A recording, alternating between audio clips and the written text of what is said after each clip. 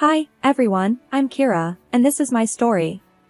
Life before the pregnancy was simple and happy. Jack and I would spend evenings talking about our days, he'd share stories about his corporate challenges, and I'd tell him about the school kids' antics. But when I broke the news of the pregnancy, things took a turn I never anticipated.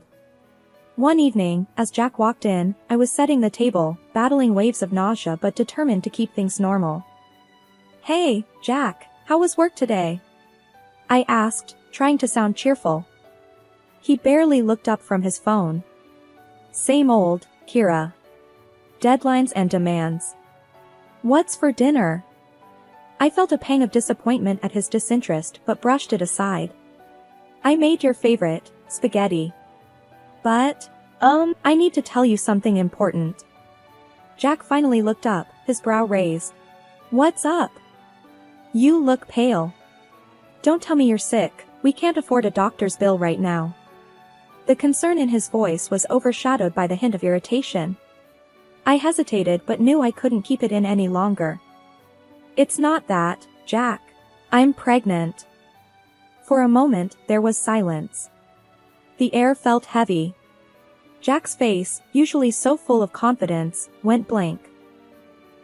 "Pregnant? Are you sure, Kira?" His voice was a mix of surprise and something else I couldn't quite place. "Yes, the tests confirmed it. We're going to have a baby, Jack." I tried to sound excited, hoping my enthusiasm would be contagious. Jack didn't respond. He just stared at the floor, lost in thought.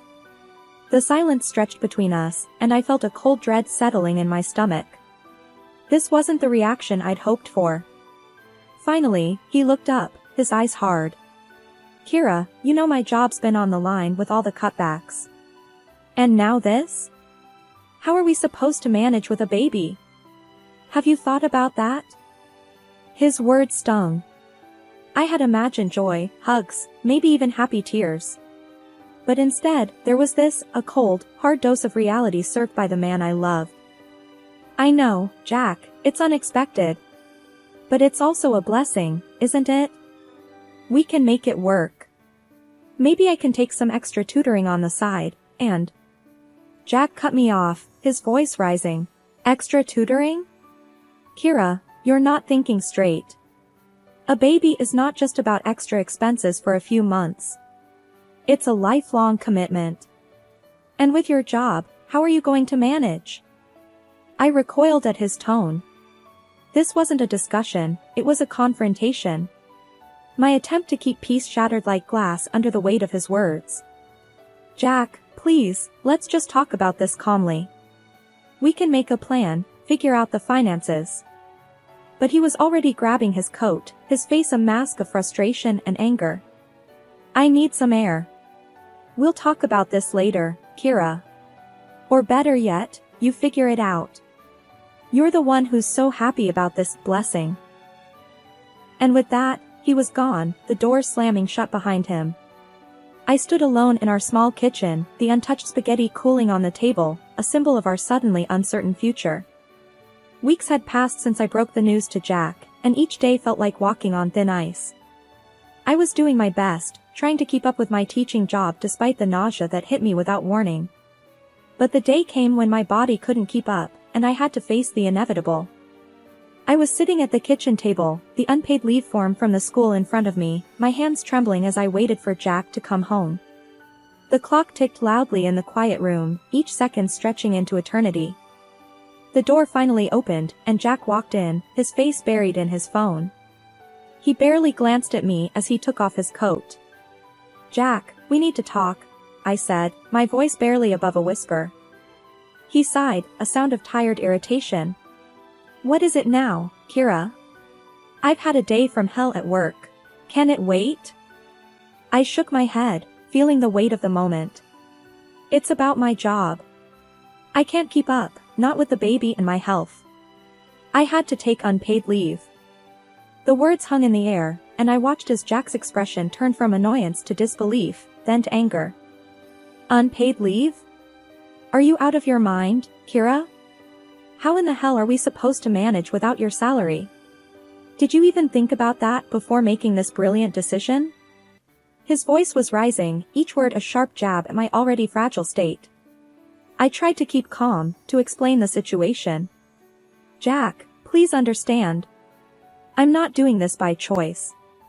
The doctor said it's crucial for the baby's health. I'm sick all the time, I can't stand up in front of a class without feeling like I'm going to pass out. What was I supposed to do? But my words seemed to fuel his anger even more. You always have an excuse, don't you, Kira? It's always something with you. First, you bring this surprise pregnancy on me, and now this? What's next? Are you going to tell me you can't even take care of the baby once it's here? His words stung like venom, and I felt tears pricking my eyes. This wasn't the Jack I knew, the man I had married. Jack, please, you're not being fair. I'm doing the best I can. It's not like I'm sitting around, enjoying this. Do you think I like being sick, feeling weak all the time? This is hard for me too, you know. There was a moment of silence as Jack paced the room, his hands clenched into fists, his breathing heavy. You know what, Kira? I'm done. I'm done dealing with this day in, day out. You figure out how to manage your situation, but don't expect me to stand around and watch our lives go down the drain because you can't handle it. I've got my own problems to deal with. The days following our confrontation felt like moving through a thick fog. Jack's presence in the house became like a shadow, barely speaking, his face a mask of cold indifference. I missed the sound of his laughter, the warmth of his touch, but all that seemed like a distant memory now, buried under the weight of our current reality. I was sprawled on the couch, a hand on my belly, trying to find some comfort in the little life growing inside me, when Jack walked in from work. His steps were heavy, the slamming of the door louder than usual. Jack, you're home early, I said, attempting to break the ice that had formed between us. He grunted in response, tossing his keys on the table with a clatter. Yeah, well, not like there's anything better to do. Can't exactly go out with the guys knowing I've got a whole circus to deal with at home. His words were like daggers, and I felt my heart sink. Jack, I don't know what to say anymore. I'm trying here, really trying. But it's like nothing I do is right in your eyes. He let out a dry laugh, void of any humor. Right? Kira, let's not kid ourselves. You lying around all day while I bust my ass at work, that's not trying.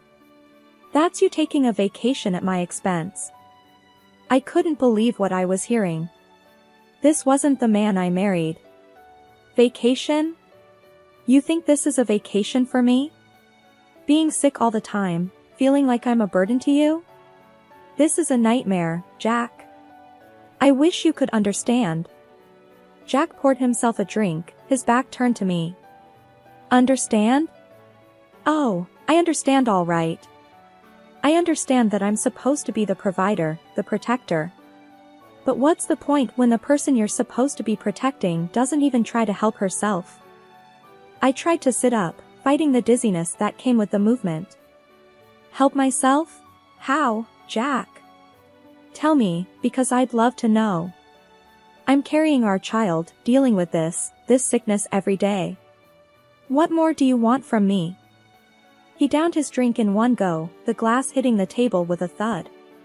I want a partner, Kira. Someone who stands by me, not someone who adds to the load. But you wouldn't understand that, would you?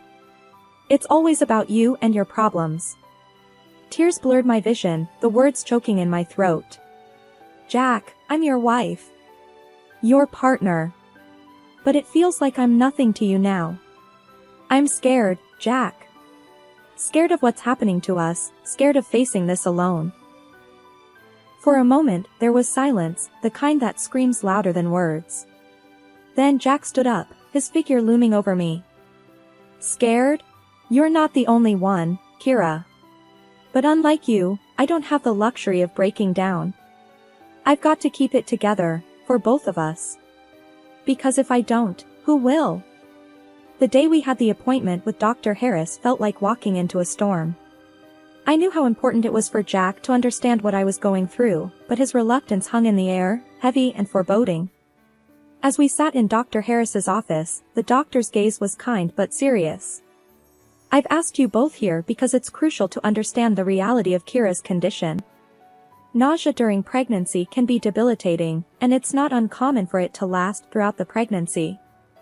Jack shifted uncomfortably in his chair, a skeptical smile on his face. Come on, Doc. Are you telling me this nausea thing is real? I mean, people go to work sick all the time. Kira's just taking it easy, right? Dr. Harris's expression didn't change. Jack, this isn't about taking it easy. Pregnancy can significantly impact a woman's body. It's not something one can simply shrug off. Kira's not pretending. This is a serious medical condition that requires support and understanding, especially from her partner. I could feel Jack's impatience growing, his disbelief a tangible force in the room. Seriously, Doc? So, what, I'm supposed to believe that she can't do a thing because of a little morning sickness? I work hard every day. It's not like I can just call in sick whenever I feel like it. Dr. Harris leaned forward, his voice firm. Jack, this isn't a little morning sickness. This is a condition that is affecting Kira's health and well-being. It's not a matter of toughness or endurance. It's a medical reality, and belittling it won't change the facts. I watched as Jack's smirk faded, replaced by a stubborn set to his jaw. He stood up abruptly, his chair scraping against the floor. This is ridiculous. I don't have time for this. Kira, you're a grown woman. Stop acting like you're the only one who's ever been pregnant. Dr. Harris tried to interject, but Jack was already at the door. I'm sorry, Doc, but I'm not buying it. She's just avoiding work and chores, and now you're telling me to pamper her? That's not happening. And with that, Jack walked out, leaving a heavy silence in his wake. Dr. Harris looked at me, his eyes filled with concern. Kira, I'm sorry. But please know, you're not alone in this. We'll find a way to manage your symptoms and get you the support you need. I nodded, the lump in my throat making it hard to speak. The doctor's office, once a place of reassurance, now felt like the eye of the storm, with the hardest part still to come. The day of the corporate party loomed over us like a dark cloud. I felt a knot in my stomach, knowing that being around so many people, with their perfumes and the food, would be a challenge with my condition.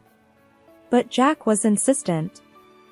Kira, you have to pull yourself together for this. It's important for my job, for our future, Jack said as he adjusted his tie in front of the mirror. I was sitting on the bed, feeling weak and anxious. Jack, I really don't think I can handle it. The nausea, the smells, it's too much. Can't you go alone this time? Jack turned to me, his expression hard and unyielding. No, Kira. I won't go alone. You need to get over this nonsense and come with me. Everyone's bringing their spouses. What will they think if I show up without you? I tried to reason with him, my voice shaky. It's not nonsense, Jack. You know how bad it's been. I can't control when it hits.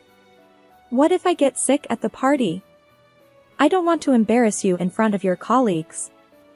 He let out a harsh laugh, devoid of any real amusement. Embarrass me? Kira, you're already doing that by not going. You think people don't talk? They see you barely leave the house, hear about you not working. Now you want to add to the gossip by making me go to this party alone. The accusation stung, and I felt tears welling up in my eyes. That's not fair, Jack. I'm struggling every day. This isn't about gossip, it's about my health, our baby's health. Jack's face softened for a moment, but the hardness quickly returned. Your health? What about my health, Kira? My career? You think I don't have enough on my plate? Now suck it up, get dressed, and let's go. We're already late. Feeling defeated and scared, I slowly got up and started getting ready. The drive to the party was silent, the tension between us thick enough to cut through. As we walked into the building, the noise and the smells hit me like a wave. My stomach churned, and I felt the color drain from my face. Jack was busy greeting his colleagues, a forced smile plastered on his face. "Jack, I really don't feel good," I whispered, clutching his arm. He looked at me, annoyance flashing in his eyes. "Not now, Kira. Just try to get through the evening. It's important for me." But it was too much. The room started spinning, and I knew I was going to be sick. I tugged at Jack's sleeve, desperation in my voice. "Jack, I need to get out of here. Please." That's when it happened. Jack's grip on my arm tightened, and he pulled me away from the crowd, hissing in my ear. "You just can't help yourself, can you? Always making a scene. Just go, then. Get out of here if you're going to be like this." He dragged me out into the corridor, his grip bruising my arm. I could barely stand, the nausea overwhelming me. "Jack, please, I can't." But he was relentless. With a rough shove, he pushed me towards the exit. "Walk home, Kira. And don't you dare come back until you've learned not to embarrass me like this." Leaning against the cool wall of the hallway, I struggled to catch my breath, the taste of humiliation and nausea bitter in my mouth. The bright lights of the party seemed a world away, and in that moment, I felt utterly alone. But then, the sound of approaching footsteps broke through my daze. "Ma'am, are you all right?" The voice was deep, tinged with genuine concern. I looked up to see an elderly man standing before me, his eyes searching my face for an answer. I tried to muster a response, my words tangled with sobs. I'm not okay. My husband, he just doesn't understand." The man's expression turned stern, yet his voice remained gentle. "What's your husband's name, if you don't mind me asking?" Between shaky breaths, I managed to utter, "Jack. Jack Harrison." A flicker of recognition crossed the man's face, but he quickly masked it with a nod. "I see. And why, may I ask, did he leave you out here all alone?" The concern in his voice was a balm to my frayed nerves. I found myself confiding in this stranger, telling him about the pregnancy, the nausea, and how Jack had dismissed my struggles and pushed me away. The man listened intently, his jaw tightening with every word I spoke. "That's no way for a man to treat his wife, especially in your condition. Jack ought to be ashamed. What kind of partner turns his back on his family when they need him most?" His words, spoken with such conviction, stirred something within me, a flicker of hope, a sense of validation I hadn't felt in a long time. I don't know what to do anymore. I feel so lost," I admitted, the weight of my situation pressing down on me. The man placed a gentle hand on my shoulder, his gaze steady and reassuring. "You're not alone. Not anymore. Come, let's find you a place to sit down and get some water. You need to take care of yourself, for your sake and your baby's." As we walked to a quieter area, I couldn't help but feel a surge of gratitude for this kind stranger's kindness. We found a secluded table, and he brought over a glass of water, urging me to take small sips. The man then took a seat across from me, his demeanor shifting from compassionate to resolute. "I'm going to have a word with Jack. It's high time someone set him straight. No one should treat their partner the way he's treated you tonight." Before I could protest, the man was on his feet, his figure exuding an authority that made me realize he was someone of significance. But more than that, he was someone who saw my pain and chose to stand by me when I felt most vulnerable. It wasn't long before the calm was shattered by a commotion coming from the main hall. Curiosity got the better of me, and I edged closer to see what was happening. There, in the center of the room, stood the elderly man, now commanding the attention of everyone. Beside him was Jack, looking like he wished the ground would swallow him whole. I could barely hear over the murmur of the crowd, but the stern voice of the older man cut through the noise. "Ladies and gentlemen, I stand before you not just as the director of this company but as someone who believes in the core values we all hold dear. It has come to my attention that one of our own has grossly failed to uphold these values in his personal life." The room fell silent, every eye locked on the scene unfolding. Jack's face had turned an ashen color, his usual confidence nowhere to be seen. The director continued, his gaze unwavering. Jack Harrison, you have not only let down this company but also the very family you vowed to protect and respect. Mocking your pregnant wife, leaving her in distress, is behavior that I cannot, and will not, tolerate under any circumstances. I could feel the eyes in the room shifting between Jack and the director, whispers and murmurs filling the space with a mixture of shock and disbelief. Jack finally found his voice, though it was nothing more than a weak stammer. Sir, you don't understand. Kira, she's just overreacting. She's making it all up. It's not like it sounds. The director's eyes narrowed, his disappointment clear. Overreacting? Jack, you were seen manhandling your wife, dismissing her health concerns, and leaving her alone and unwell. Is that the kind of man you are? Is that the example you set? Jack seemed to shrink with every word, his usual bravado fading into nothingness. The crowd was watching, some with open disapproval, others with whispered conversations behind their hands. Sir, please, I didn't mean for it to. I was just stressed, that's all. Jack pleaded, his voice barely audible. The director shook his head, his decision made.